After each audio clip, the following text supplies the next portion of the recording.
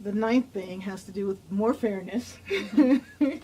So they're talking about taking what's in her lap. That's 70,000. That's 70,000 It's page. huge, huge. That 70,000 page tax code, and they're talking about burning it down and giving Americans a tax code that's more simplified. Surely you've got to say, even you said it's just very complex. Does it have to be? I could understand that there's different situations, from business owners, depending on the type of business, whether you're importing or exporting, which is something we didn't talk about with the tax code, is that certain businesses that import are going to be taxed differently than companies that export. So there's going to be and again, it's just kind of, theory. So we have to wait. Different things. Yeah, we have to wait until we get some actual factual numbers as to what that's going to look like. But, from a fairness standpoint, shouldn't the tax code, or at least the book, 1,000 pages versus 70,000? It's too complicated. It is very complicated, but the complexity is geared towards a narrow set of people. And as I've mentioned, there's tons of things in the tax code that are not geared towards revenue raising, but are policy reasons why they're there. And the simplification of the tax code that is currently being proposed, again, only simplifies it for the 5 or 10% of Americans. Okay. It does not actually simplify it for the far majority of people. So then, like right now, and I can go into the 10th one is more American security, and they really don't have anything behind that, so it's really just fluff. So there's really 9 kind of talking points, and if we broke it down, a couple of those can be condensed, right? But as we look at, we talked about wage growth. You said 9%, right, was the number. Very little wage growth. Very little wage growth. And actually, Georgia, it's negative, but okay. Oh. Georgia wage growth has been negative over the past 20 years. And what I'm seeing, I've been in the financial services industry now going on 17 years. And one of the things that I'm seeing is people, they are working hard, and they are making 6 figures, right?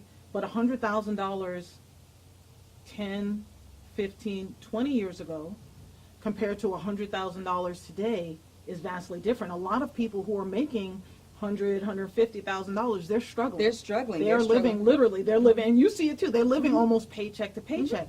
And where that is also being reflected is in their retirement dollars. So a lot of corporations, and they do have money and the money's overseas, they don't provide pensions anymore.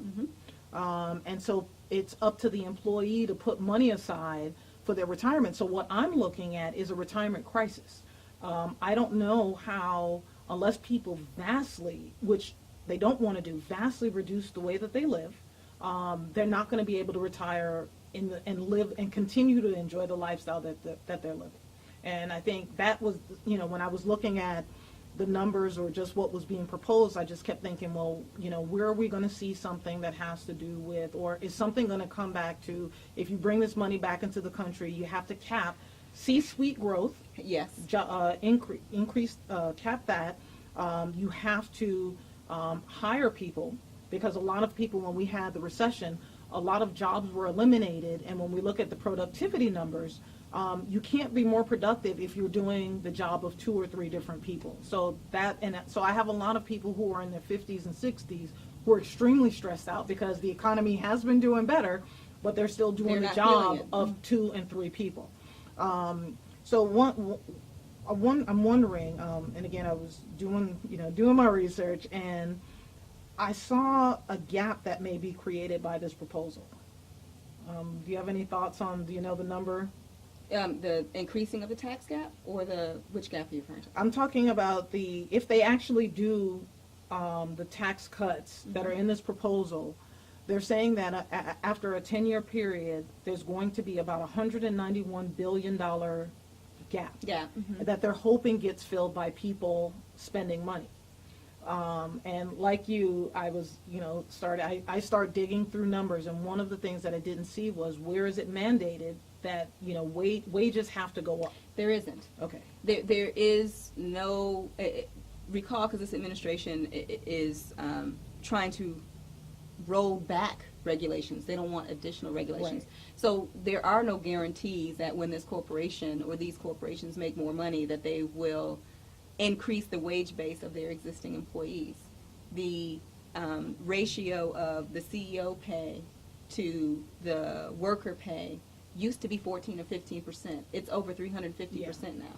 And unless mandated, when corporations bring in more money, it's been shown most of them did not re-implement their 401k matches because that was the reason. It's like the airlines when they increased the prices because of fuel.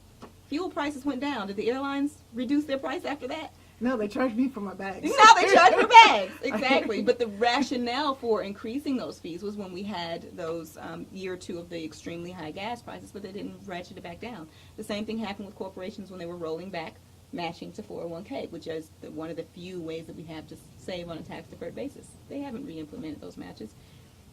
What's fascinating to me is there's an article written by the gentleman who created the 401k, where he says specifically that he regrets doing it. He did not envision it to replace defined benefit plans or to replace pension plans as an added tool, but that is what has happened.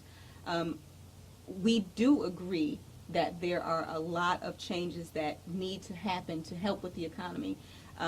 Making sure people have real wages, that they're able to actually buy your product or service. That's how companies will grow. I agree that fundamentally what we need to do, we're on the same page, but there's nothing in this plan that does that. Okay. I can't say everything's horrible, but I do agree on some of the proposals they have for the education credits. It would be really nice to simplify that because there's tons of them and they're so complicated and figuring them out. So I do concur with that. But the other items, we're going to increase savings by making it more streamlined, the different savings vehicles. No one cares what the savings vehicles are. As you just indicated, if you're I'm making $150,000 a year and can barely feed my family. That doesn't make any sense. But when you look at the amount of costs that are not indexed by how much you make, child care has nothing to do with how much you make. Your health insurance has nothing to do with how much you make. College tuition have nothing to do with that. All of those items easily are $15,000 to $18,000 a year. Yeah, college tuition on average is going to increase about 6% every year. Exactly. Healthcare is going to increase on average somewhere between 6 to 7% every year. And that's even when you have if you work for a large company and you get subsidized health insurance. Yeah. Even subsidized health insurance is $13,000 to $14,000 a year. Without using it, that's the premium. That's not I had to use it. That's not including the deductible. Right. So there are a lot of things that we need to look at with this tax plan. So as you hear about the tax plan, Cecily and I are going to, as they release information, we're definitely going to get back together after tax season because she's about to get grumpy. I'm already there, Em. I'm already there. She's like, what? I got to do the show today? I enjoy this time of year because it forces the hands of my clients. It does. I get to talk to them. I'd like to talk to them more often, but I know I will talk to them at this time of year. So why don't you tell people if they are interested in having their tax returns done or looked at, second opinion, why don't you tell everyone how to get in touch with you, your website, phone number? Great. Yes, thank you. The website is welchfinancialadvisors.com. Again, welchfinancialadvisors.com. And the number is 404-591-6777. This is my busiest time of year. That does not mean that I don't take time to talk to people, take on new clients, because this is probably the time that you're thinking, do I need to talk to someone? Am I doing everything that I can do? I'm also very good at telling people, you need me or you don't need me. I think that is very important for someone to have integrity in this area. I believe in spending money, not wasting money.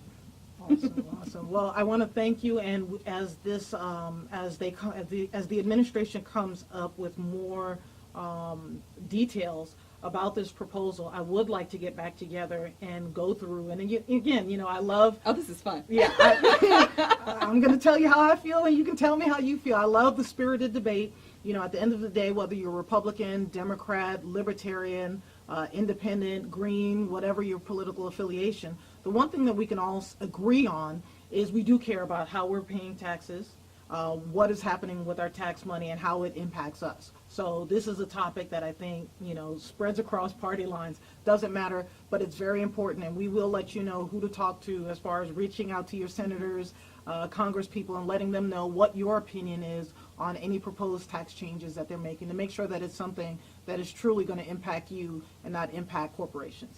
Thank you so much, Emma. I concur. The tax code is written and skewed towards the wealthy. It always has been, because as I mentioned, the tax professionals, we work with the wealthy. The wealthy have lobbyists, the wealthy have access. So those are the complaints that generally our legislature hears from. They don't hear from normal middle class who are working 70-hour weeks. We don't have time to make the calls. Well, we don't have the lobby associates. But we maybe can do we it, can and we figure can out make it the- easy, and that's something that we'll be talking about at our next show. So, Cecily, thank you, Thank you for inviting me. and I will see you after tax season.